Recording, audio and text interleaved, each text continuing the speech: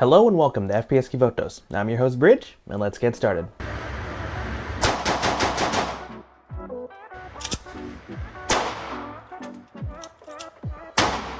On today's episode, we're going to talk about everyone's favorite mad dog from the Valkyrie Police Academy. And that, of course, means we're talking about Kanna and her firearm of choice. As always, we're going to talk about the similarities and differences between mine and the in-game version of the pistol, as well as show firing footage and talk about the animations if they have a striker or not. Moving straight in, right here, right off the bat, we have Kanna's Glock 17 Gen 3, or in my case, it's a Glock 19. To go over the differences real quick of the gun, at least when it comes to like what it is, I'm using a dagger frame. So this is the full-size dagger frame, so it allows for the 17 round mags and uses the Glock 19 style of slides. They're somewhat interchangeable, so I kind of just wanted to get this just because it was a little bit cheaper overall than trying to get a used Glock 17 to completely match how hers is. As you can see here, it is very nicely painted. This is probably my most well done pistol so far on the channel. Now granted, there still is like some blemishes. Obviously I use spray paint and I mask with, you know, just masking tape, so I'm not the most precise in the world, but I think I did an incredible job with this overall, and I'm really proud with the outcome at the end of the day. As you can see here on the slide, there's a little bit of separation on this side as well as the opposite side, and then the top as well as the front area to have, you know, the black colors and having the nice purple color. I'm a really big fan of this purple color. My personal favorite color is blue, but purple is up there as my second favorite. I just like the way that they separated the colors on her Glock, and recreating that in real life was kind of hard, but they had the nice like lines. It's kind of hard to see here with the lighting, but you can see where the light is shining right now.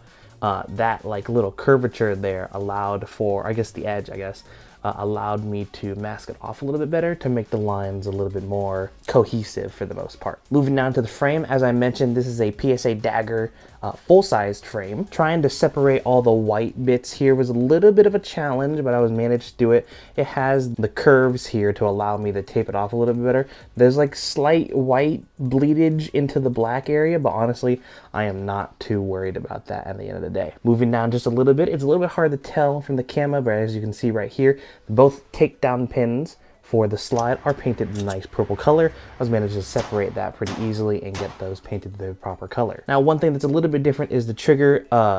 Dagger triggers are quite different, at least when it comes to their safety mechanism, when it comes to standard OEM Glocks. But I kind of avoided the little, there's supposed to be like a little part of the trigger right here that's supposed to also be purple, but I decided to avoid it. I didn't want to go out of my way to take out the trigger and paint it a little bit and put it all back in, because I had to take off a lot of parts that I didn't really want to do at the end of the day. A part of the reason why I wanted to use a dagger frame in particular, other than the fact that it was, you know, cheap for the most part, is that it has these grooves here for, you know, the panels essentially. I mean, it's just stippling on the dagger, but for some reason Kanna's Glock, as you can see on the image right here, it uses 1911 side panels, which is kind of interesting. And I couldn't really find anything to like properly recreate that, but I thought this was a good substitute because of the stippling, just trying to mask that off and get it on both sides of the Glock here to be able to, you know,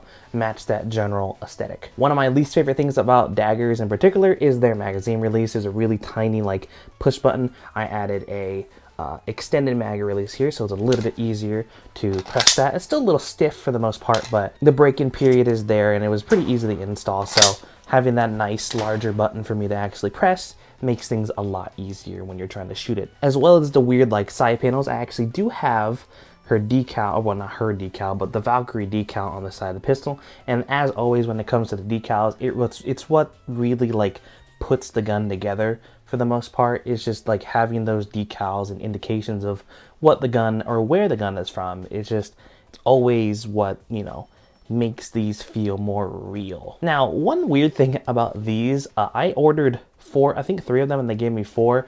They printed these the wrong way, which kind of annoyed me. They didn't cost that much, but fucking that up is kind of annoying. So this side, where it's the, you know, the purple and then the lighter purple color, that's actually the part, you know, you're supposed to see. was the sticky part. Like that, this is the adhesive part, and now you can kind of hear it. Like that sound, that's the adhesive. They put it on the wrong side. So the white side that's supposed to be what's sticking to the grip here is the side that you're supposed to be looking at. I don't know why they did that. I specified that, hey, I want this to be the main portion and the other side to be the sticky part. But I guess they just didn't do that for me. So the way I improvised that, I actually just used dabs of super glue and just stuck them both on the side there. And now with how long they've kind of been on there now, the adhesive is coming off slightly, or not slightly, you know, eventually. So it will be smooth soon, hopefully. But it's just kind of like, why? How did you guys let me mess that up?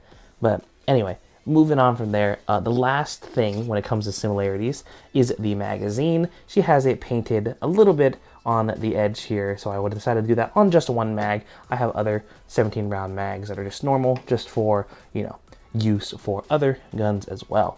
Interestingly enough, most of the other mags, at least when it comes to normal mags, I have like 15 rounders, and so I had to actually buy 2 new 17 rounders to be able to create this one in particular. Fun fact, it actually makes it Glock number 3, well, Glock clone number 3 in my collection. I have Kotema's Lone Wolf LTD, which is another Glock 19 clone, and then Suri's Dagger as well, which is actually just their, I believe it's their compact version. At least the standard version that most people buy when it comes to daggers. But yeah, I think I did a fantastic job. This is probably my favorite pistol that I painted so far, and it's probably my best one. I won't lie, with Kotema's being one of my first ones, I didn't really do all that great of a job. I didn't let the paint dry completely, so there's a whole bunch of like smudges all over it. The separation of the colors was kind of bad, and it's not my best work. And for the most part, the pistols have always been kind of harder to do, but honestly, this turned out incredible. And hopefully, I haven't shot it just yet, the footage of me shooting it is pretty decent. As you can probably have seen in the footage already, I'm not actually out at a normal range. I didn't have time to go do that at this time, so we just went to a normal gun range to get the firing footage today. And I hope that is perfectly fine with you guys, because sometimes I just can't go out to my buddy's place and film just one gun. They live, like, the place is like an hour or so away, and doing that for just one gun isn't really viable for gas and for, you know, talking to their folks about, hey, can we come over and do some shooting and stuff like that. So I don't want to bother them every single time I want to do a video. So I hope that you know, the footage from the range is sufficient enough for the time being. And the only thing that are like kind of different about this, as you can see here, this slide, I believe it's Mercury Precision slide is what this is from, this full assembly. It came with a ported top. It's got, you can probably, it's kind of hard to sell here. The barrel itself is ported as well, and honestly, it's quite the vibe. It's not like exactly how hers is. It's just, hers is just a standard slide, but this is what I could get for cheap. So, well, not cheap. It was like $100 and closer to $200. So actually, the entire build cost me just around $250 or something like that. $50 when it comes to the transfer of this lower, but you know, sometimes you can get that for cheaper. It just depends on where you go. And then of course I have this Swamp Fox red dot sight here. It's a pretty cheap red dot sight. I don't remember how much I got it for. I don't remember if it's a knockoff or not. I honestly don't remember. I've had this for years, and I've just now been able to put it on a gun. I used to do like Nerf and airsoft stuff. I still have it, obviously, as you can see in the background and stuff like that. So I used that for that purpose originally, and now I have it finally on a real gun. So hopefully, if you can see in the firing footage, I don't actually do a horrible job with this optic, and hopefully it actually stays zeroed. But hey, we'll find out in the firing footage. And the final difference is the slide release right here.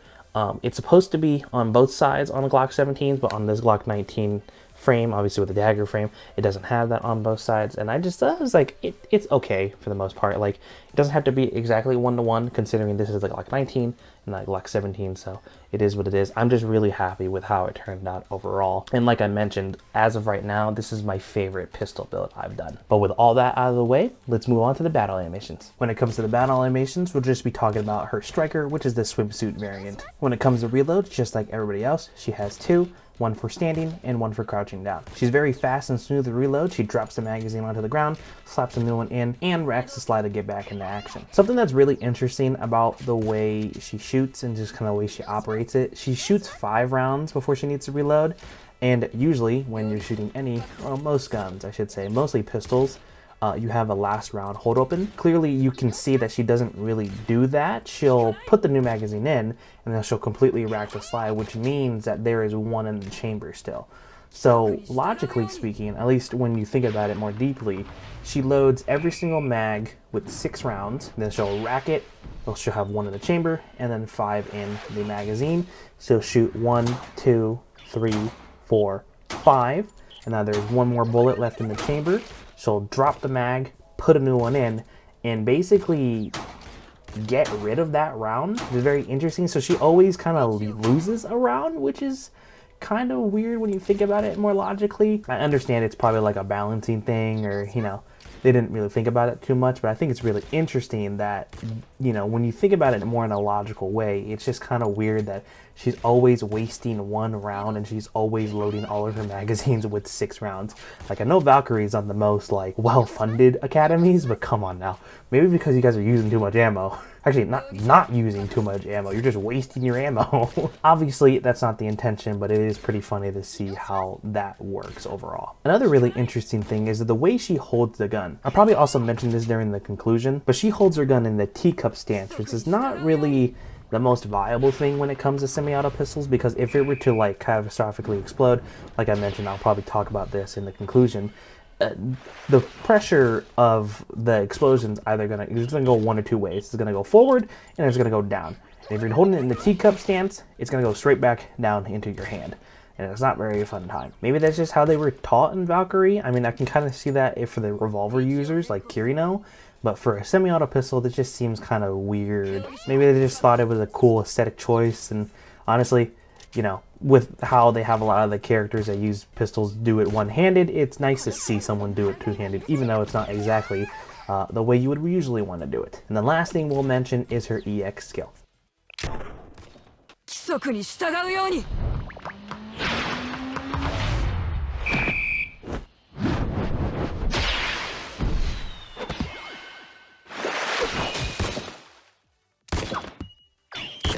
She picks one target and throws the round inflatable directly at them at full speed and knocks them out. That thing must be either really hard or she just threw it with a lot of force, because it does massive damage to one singular target and she catches it like Captain America's shield, which is really funny. But with all that out of the way, let's move on to the conclusion. If you guys have been enjoying this episode so far, please make sure to arrest all the delinquents in your area and ask for more budget for your department, as well as hit the like, comment, and subscribe button and hit the notification bell to know when I upload every single time. I say this almost every single episode. This was an absolute blast to make. This was probably the fastest turnaround of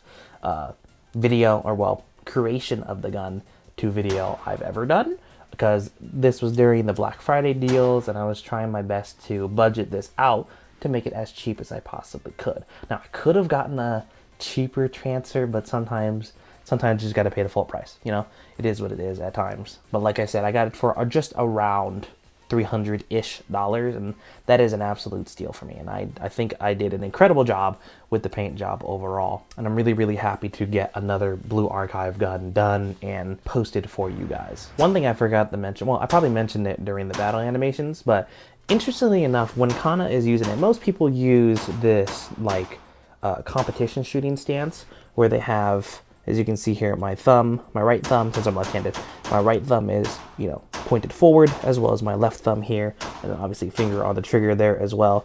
This is the normal stance that most people do nowadays, but for some reason Kanna does the teacup position, which is, while holding it like a teacup essentially, with, your main shooting hand, holding the gun, and then your right hand, or whatever your support hand is cupping underneath and holding it like this.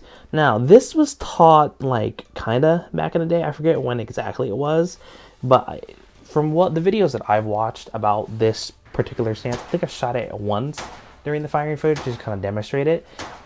It was more used for revolvers back in the day because, if you couldn't get like a nice firm grip, like I can grab a revolver real quick. I probably used it in the firing footage. This is a Kirino's revolver. You can check out that video in the description below. But when it comes to revolvers, like you could do the teacup grip here because you really do have to hold revolvers in kind of a different way for the most part. It's not the most comfortable in the world. You can shoot this, and if you're good at shooting like this, go ahead. But, some people will hold it like more choked up or something like that. But the teacup stance kind of does make a little sense when it comes to revolvers. But when it comes to semi-auto pistols like this, from what I can tell, at least one of the videos that I watched, they mentioned that you don't really want to do it with semi-auto pistols because if something were to, God forbid, something blows up, right? In your gun, you have an overpressure, or you have like a really hot round, or just something goes wrong in your pistol. It wants to, like, if an explosion happens in your gun, which, a bigger explosion, I should say, it's going to go two ways. It's going to go out the front, path of least resistance, or it's going to come down. And if you're holding it in the teacup stance and it blows up, all that shrapnel from the, the trigger mechanism, the slide, everything, all of this is going to come straight. Bullets, like live rounds, are going to come straight down and go directly into your hand or go through your hand. So it's not the most safe firing position. Like it's doable. Obviously, if you know for a fact you aren't going to have ammo that explodes and stuff like that. So obviously I did it during the firing footage because I knew it wasn't going to explode. At least hopefully it doesn't explode. If you're seeing this episode, it didn't explode and I'm okay. But it's not the safest thing in the world. I think it's interesting that, Kanna does shoot like this. I kind of looked it up. I don't know if it is exactly like it was a police stance or something like that. From one of the comments that I saw in the video, it was mentioned that it was originally used in training videos for World War II, which is really interesting. Obviously, back then they really liked to shoot one-handed as well with their pistols and their 1911s and stuff like that. So, maybe they were taught this way and they just preferred doing it one-handed, or maybe that was just a fluke or something like that. We don't really train with older techniques nowadays, obviously.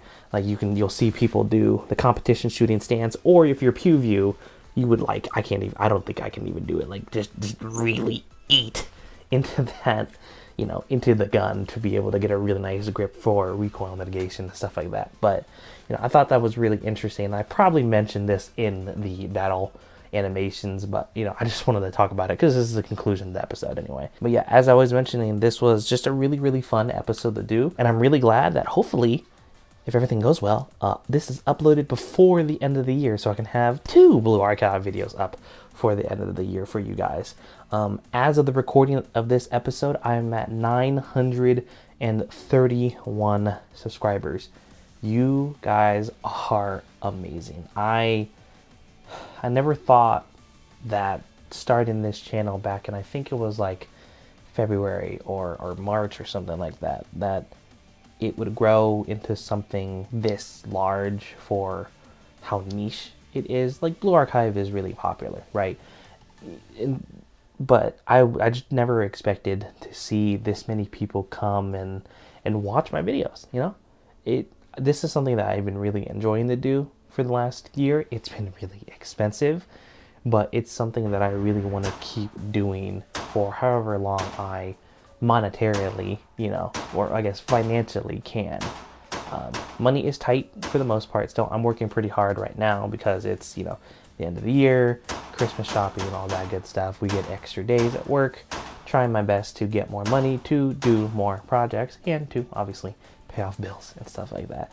So I hope that one day, if things go well, I can open up like a Patreon or like a Ko-Fi or something like that to allow you guys to help me a little bit. Like, I don't need like hundreds and hundreds of dollars from you guys, but like, you know, like buy me a coffee, like $5 or something like that, or any type of incentive to have you guys help me out a little bit. That would be great. Obviously, I don't want to do that right now. I'm waiting for maybe after I hit 1,000 subscribers is when I'll think about doing that. I think that would be a really good, you know, way to have you guys be able to help me a little bit more. I mean, I can for the most part do a lot of these by myself, but for like the little things like accessories, paint, stuff like that, the stuff I need to buy to be able to make these, and like the stickers and stuff like that, I could get some relief and help from you guys.